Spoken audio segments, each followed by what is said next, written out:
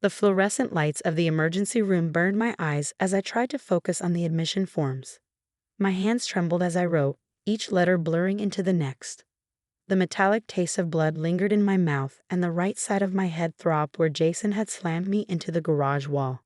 "Remember, Sophia, you fell during soccer practice," my mother whispered, her manicured nails digging into my arm. "We can't let this affect your brother's scholarship chances." Jason, my older brother, sat across from us, scrolling through his phone like this was just another inconvenient errand. His soccer jacket, the one emblazoned with state champion, hung perfectly on his shoulders, hiding the rage-filled person beneath. "I'm Sofia Martinez, 16, and I've spent years pretending my brother's violence was just roughhousing." Jason, the soccer star, the straightest student, our parents' pride and joy. Jason, who'd been using me as his personal punching bag since I was 12. This time was different. When I caught him stealing money from our parents' safe, he didn't just push me around like usual. The look in his eyes changed. Something snapped. My head hit the garage wall with such force that I blacked out. When I came to, our parents were already crafting the cover story. "Ms. Martinez?" A nurse called my name, frowning at my unsteady gait as I stood. "The doctor will see you now." "We're coming with her," my father announced, already rising. "Actually, sir, hospital policy requires we speak to minor patients alone first," the nurse stated firmly. "Standard procedure for head injuries." I could see the panic in my parents' eyes. Jason finally looked up from his phone, his jaw tightening. The nurse, whose name tag read Emma, led me to a small examination room. As soon as the door closed, she turned to me with knowing eyes. "Want to tell me what really happened?" I opened my mouth to recite the practiced lie, but something stopped me. Maybe it was the splitting headache, or the way the room kept tilting, or just years of pent-up fear finally reaching their breaking point. "My brother," I whispered, tears spilling down my cheeks. "He did this. He's done it before." Emma's gentle hand stilled as she cleaned the cut on my temple. "How long?" "4 years." My voice cracked. "But nobody believes me. He's the perfect son." She nodded slowly, documenting everything in my chart. "We need to run some tests. A CT scan will show us what we're dealing with." The next hour passed in a blur of medical terms and worried faces. Dr. Patel, the neurologist, ordered immediate imaging after seeing my dilated pupils and noting my slurred speech. As they wheeled me toward radiology, I heard my parents arguing with the hospital staff. "This is ridiculous," my father's voice boomed. "She fell at soccer practice." "Mr. Martinez," Dr. Patel's calm voice cut through, "your daughter's symptoms indicate severe head trauma inconsistent with a simple fall." In the scanning room, the technician positioned my head carefully. "Try not to move," she instructed, her voice kind. "The machine will show us everything we need to know." As the scanner hummed around me, I thought about all the times I covered for Jason. The accidental push down the stairs when I was 13. The playful choking that left bruises last year. The countless clumsy moments that always seemed to happen when no one else was around. Dr. Patel's face was grave when she reviewed the images. She pointed to several areas on the scan, speaking quietly with Emma and another doctor I didn't recognize. "Sophia," she said finally, "these scans show multiple areas of previous trauma. This isn't the first serious head injury you've sustained." "That's impossible," my mother interrupted from the doorway, having somehow worked her way in. "She's never had any head injuries." "Actually, Mrs. Martinez, these scans tell a very different story." Dr. Patel's voice was steel wrapped in silk. "There's evidence of at least 3 prior concussions, and the pattern of injury is consistent with repeated trauma. This isn't from sports accidents." I could see the color drain from my mother's face as Dr. Patel continued, "I'm required by law to report suspected abuse. Officer Torres is already here to take a statement." Through the window, I saw Jason being escorted to a separate room by a police officer. For the first time in years, he looked scared. Emma squeezed my hand as a female police officer entered my room, notebook ready. "You're safe now," she whispered. "Your brain scan told us what you couldn't say. Let's make sure it never happens again." Looking at the images of my brain on the screen, I saw years of hidden trauma laid bare in black and white. No more lies. No more cover-ups. The truth was finally coming out, one scan at a time. The next few hours felt like watching a movie of someone else's life. Officer Torres, a compassionate woman with steady eyes, recorded every incident I could remember. Each memory spilled out like poison finally being drawn from a wound. Start with the first time, she encouraged, while a medical photographer documented the fresh bruises blooming on my head and neck. I was 12, my voice shook. Jason was angry because I scored higher than him on a math test.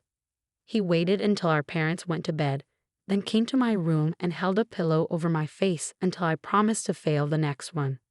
Dr. Patel continued examining the scans, pointing out each area of damage. See these darker regions? They indicate repeated trauma. This isn't from one incident, this shows a pattern of abuse over years. Outside my room, I could hear my parents' world crumbling. Their carefully constructed facade of a perfect family was shattering under the weight of medical evidence they couldn't explain away.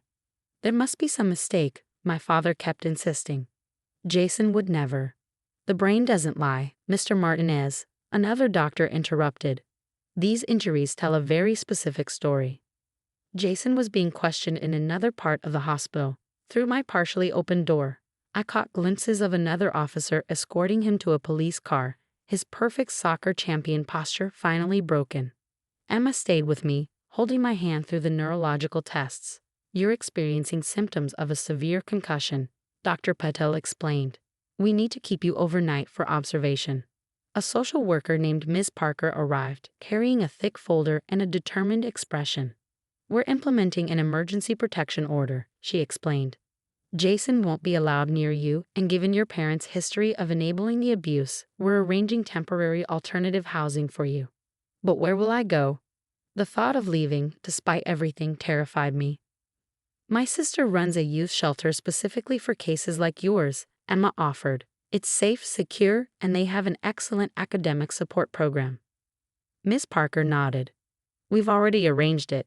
You'll have your own room, counseling services, and 24-hour security. My parents tried one last time to regain control of the situation. My mother burst into my room, tears streaming down her face.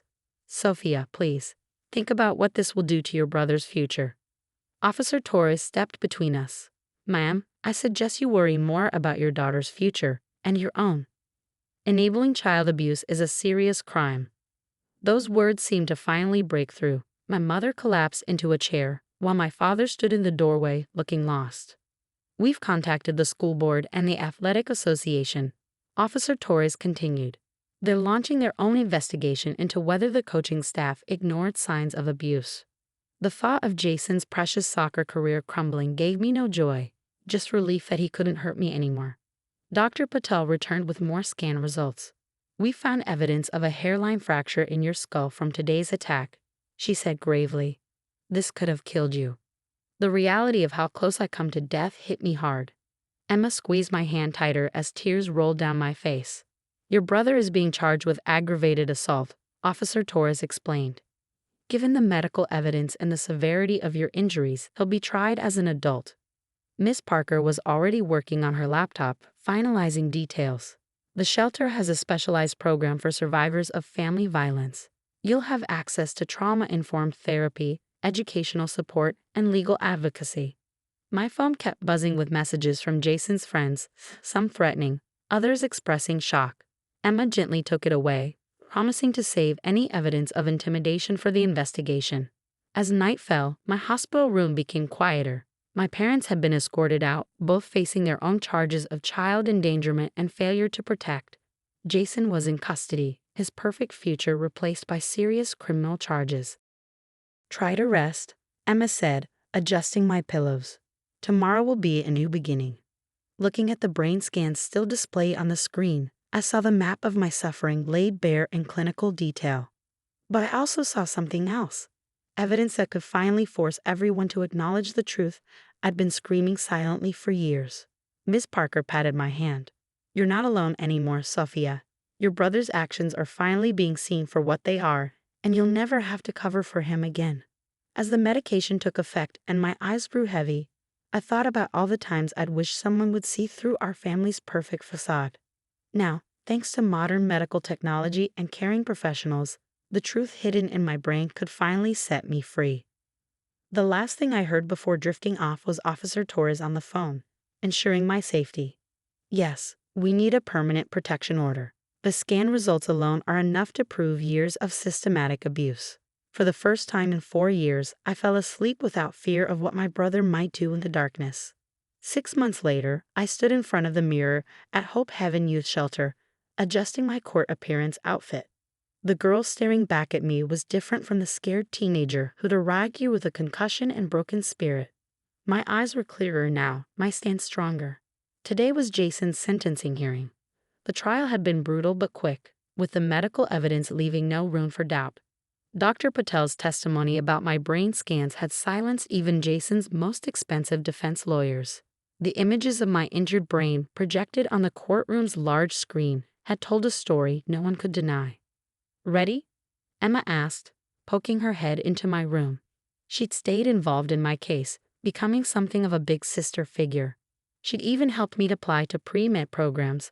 I decided to become a neurologist, inspired by Dr. Patel's role in my rescue. The courthouse felt less intimidating this time. My parents sat on the opposite side of the room, looking aged beyond their years.